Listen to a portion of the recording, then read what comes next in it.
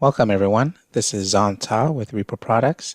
Today's video is on Autodesk accounts and I wanted to do an update to the previous videos.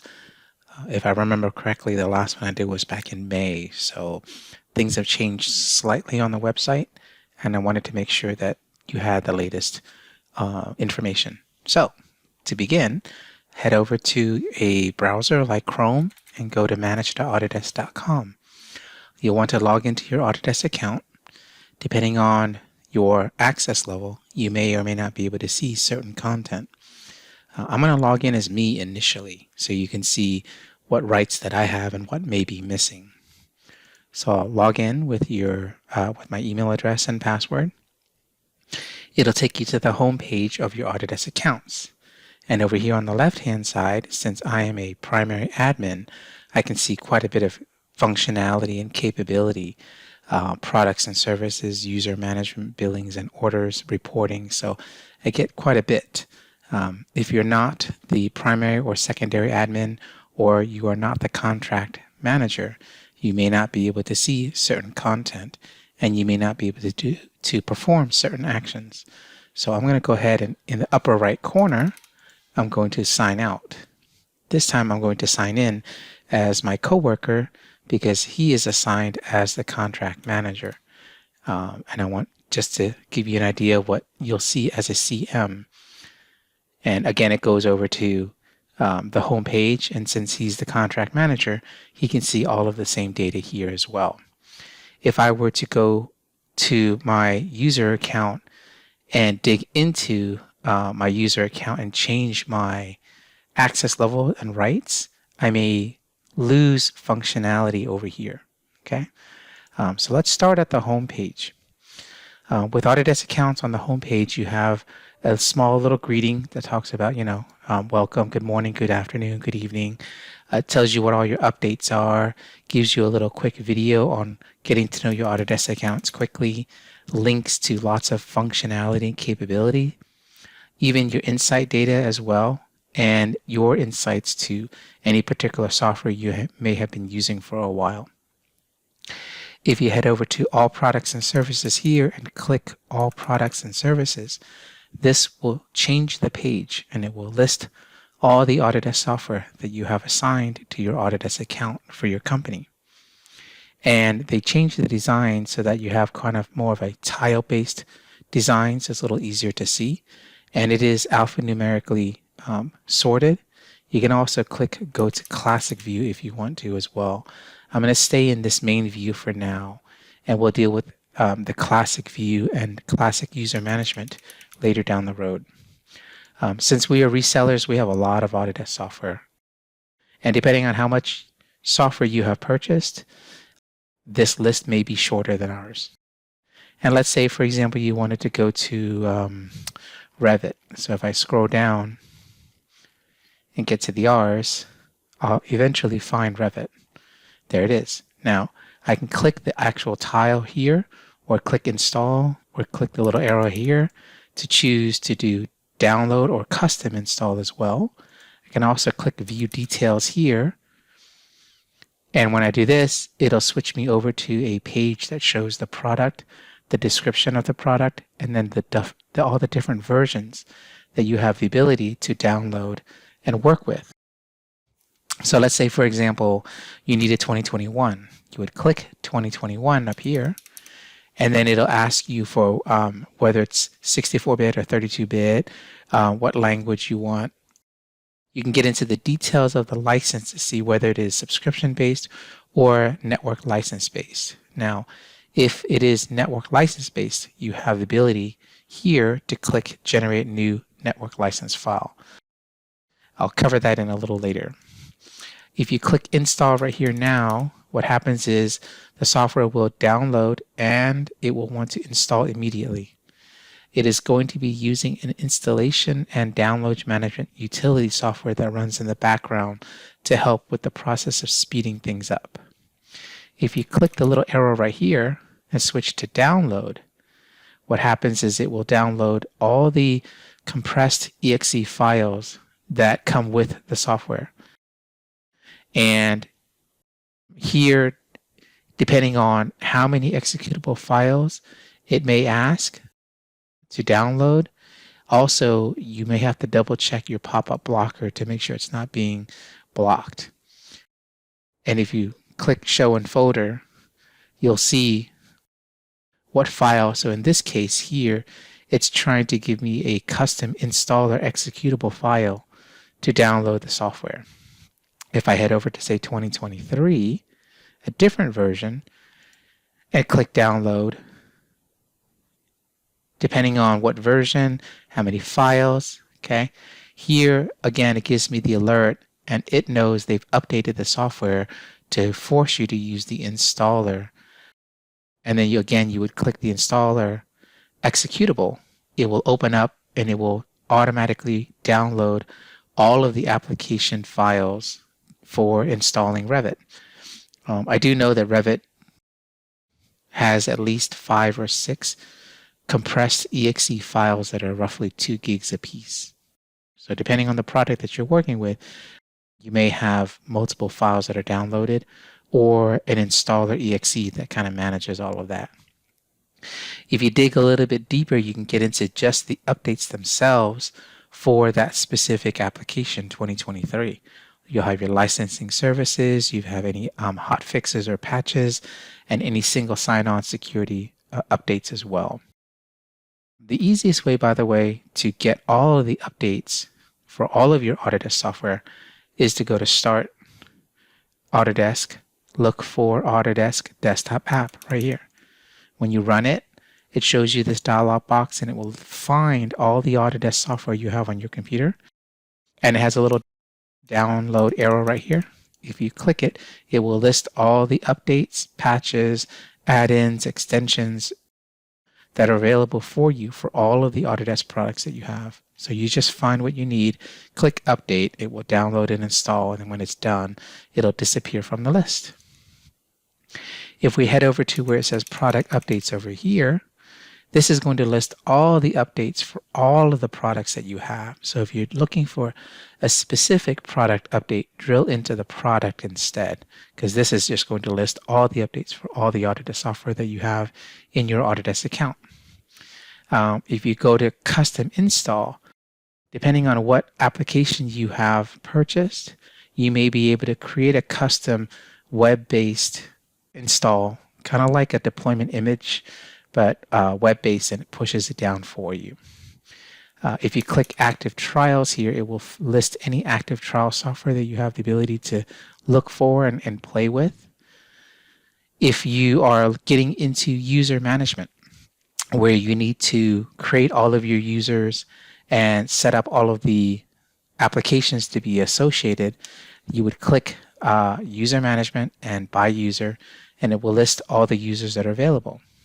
So if I click, for example, invite users, I can create a new user, say, for example, me.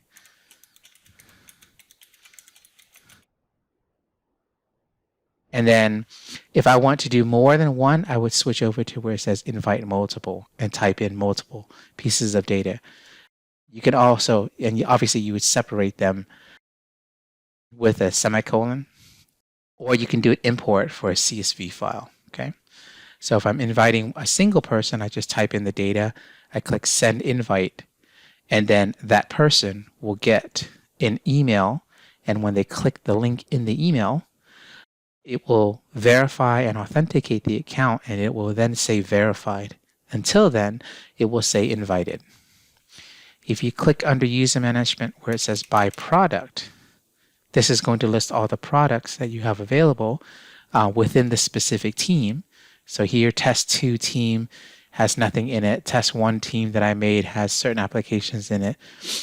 This particular default team that Dave has created as the CM has all of the applications that are available. See?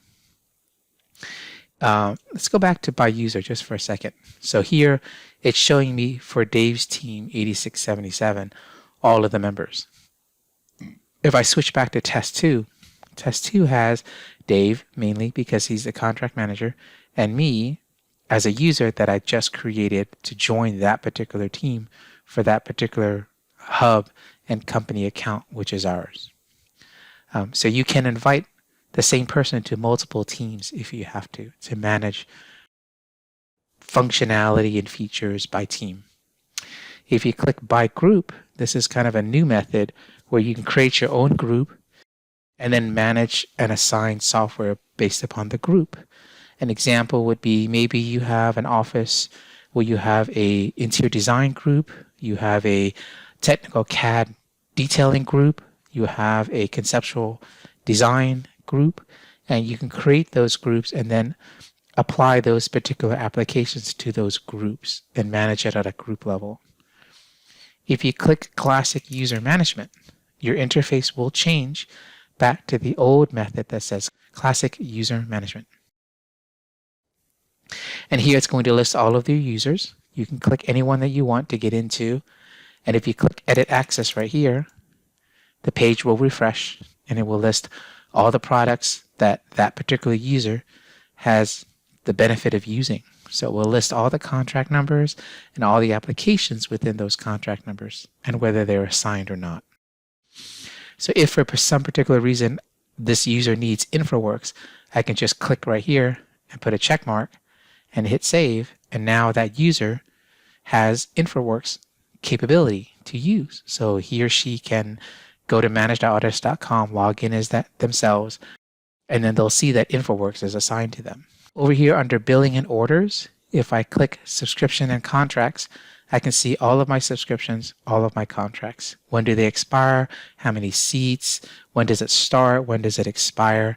And the applications that are assigned to them. If I click quotes, this is going to take us to any quotes that have been created for future purchases. And then your order history as well if you purchase through the web. Reporting over here deals with insights. And this is all the AI analytics of your software, your teams, what applications they're using, is it part of a collection or not, and so on and so forth. If I go under seat usage, you can now look at the seat usage depending on also the subscription level that you have, whether it's standard, premium, or ultimate. You can see whether you have what products are there, how many users are using it, how often are they using it, are you looking at it as a summary level, are you looking at it as a by product level, or are you looking at it as a by user level? So this is kind of a really good way for you to get into the analytics of what applications are being used, who's using it, how often is it worth the money to spend for them to use it, however infrequently or frequently that they're using it. Okay. And then you have cloud services usage as well under reporting.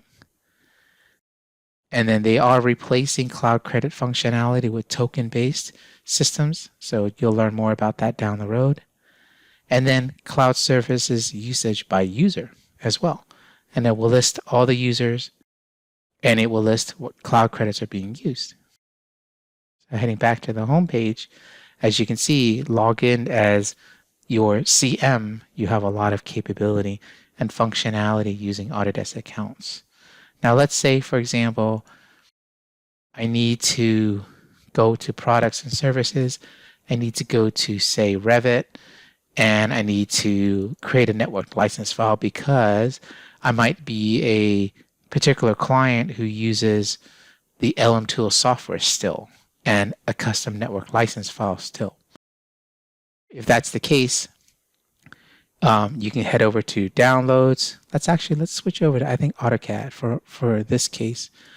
For us, I'm going to switch over to AutoCAD because I know AutoCAD is subscription-based and I think network-based as well.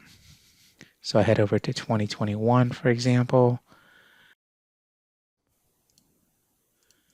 And let's see, licensing details. So here under licensing details, I can click Generate Network License File. And the page will refresh and you'll need to have certain information for you to create a custom network license file. You'll need to choose whether it's a single server or distributed. Don't choose redundant. It's not a good thing to use. Most people pick single server. So if you're in an office where you have multiple servers and they're dealing with primary and backup domain controllers, you may choose distributed servers, but for the most part, single server should be fine. Here, you're going to actually put in the specific server's computer name, okay?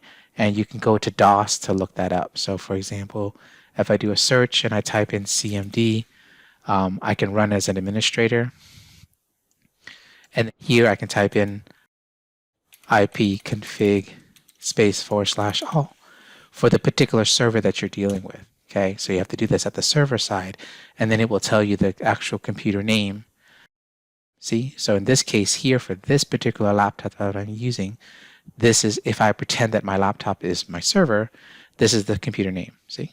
And then the MAC address will be the first Ethernet physical NIC card MAC address you want to use. So that would be this number here without the hyphens. So you need to put in the server name and the MAC address. Then you'll hit the plus symbol and you'll pick the specific applications that you need to create the license file for. So let's say, for example, for some reason I needed to use AutoCAD 2011. Hit add selected, put in the data, and then the MAC address. And I'm putting in a bogus number just to see if it will work. And then you click Get Network License File. And what happens is that the system will generate a network license file for you. If there's an error, it will tell you what the error is. And it's because I'm trying to work with something super old. I picked AutoCAD 2011, which doesn't make sense. But once you do, and you get the license file, you'll download it and you'll save it to your server and then go down the road of getting LM Tools up and running with the network license file. I do have written instructions on how to do that as well. So if you ever need written instructions on how to get LM Tools up and running, downloaded, a license file created, everything configured to run properly, just let me know and I can shoot over to you in a Word document that I created. And it runs you through the steps. It's not hard, it just takes time. In our Autodesk homepage here, again, this is where your starting point is. And your navigation is on the left-hand side. So as long as you know where to go to get to what you're trying to get to, you can do the things you need to do as well. And then lastly, in the upper right corner, you'll see a bell for any notifications that are new that are specifically for you. If you click your icon, you can get into your account data, such as your profile, your passwords, your community profile, things like that. So now I'm going to sign out as Dave. And I'm going to sign in as me, just so you can kind of get an idea of what that looks like. So again, if I click me and go to community profile, the page should refresh and it will give you your Autodesk account community profile. And it will list everything with who you are, basic description, all of your activities and things like that. And it will list things like how many posts, how active you are on the forums, any contributions you've made, any affiliations that you have, any certifications that you have, and even get into things like badges, which is relatively new. So as you're doing work logged in as your Autodesk account, and depending on what you're doing on the forums, like for example, I'm an Autodesk blogger, so I get a lot of levels as I keep getting better and better. They keep giving me more badges. So it's just a way to help you kind of see where you stand. And that's it. That's Autodesk accounts. It's a good way for you to get into the software, get into the profile, and get into the company hub and see all of your products, see all of the updates, how to manage all of your users, things like that. And then obviously billing and orders, so you can get into billing and look at your subscription and your contracts, like I said earlier, and then your reporting as well. As usual, if you have any questions on anything that you've seen here today, just let me know and I will try to help you out further. Thank you very much for watching.